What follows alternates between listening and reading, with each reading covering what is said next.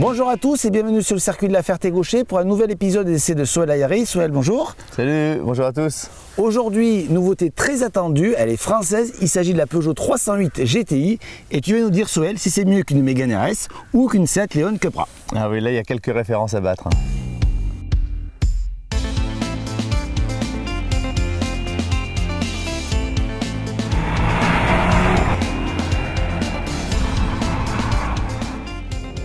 Alors, l'auto 270 chevaux, donc le 1,6 litre turbo, 270 chevaux, 33 mètres kg de couple et 1200 kg seulement, j'allais dire. C'est pas très lourd maintenant pour les nouvelles sportives, mais c'est bien. C'est au moins 100 kg, c'est presque 100 kg plus léger que ses concurrentes. Et c'est pas la plus coupleuse, parce que c'est un petit 1600, mais et pas la plus puissante non plus, mais on va voir ce que ça donne.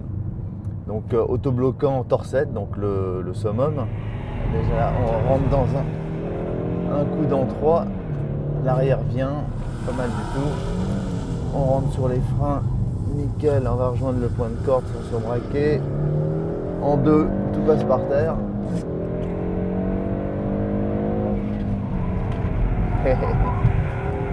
Ah, le châssis c'est efficace, hein. Ça a l'air...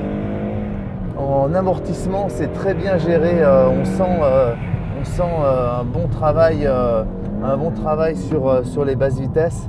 On a sur les dernières autos, on avait senti une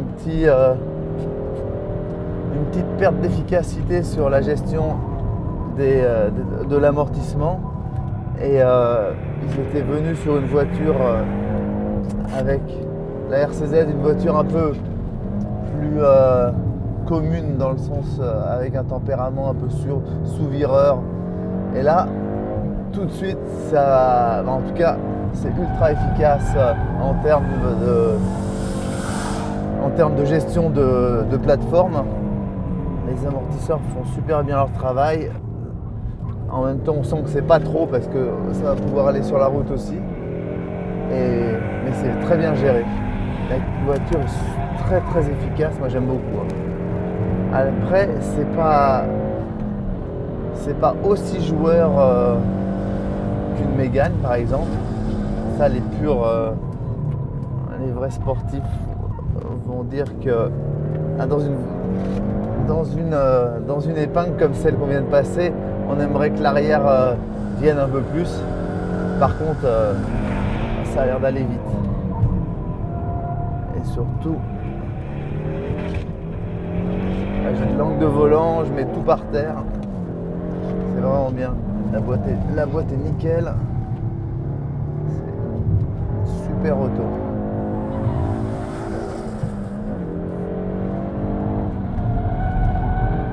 Bon, sur les freins, ça pose l'avant.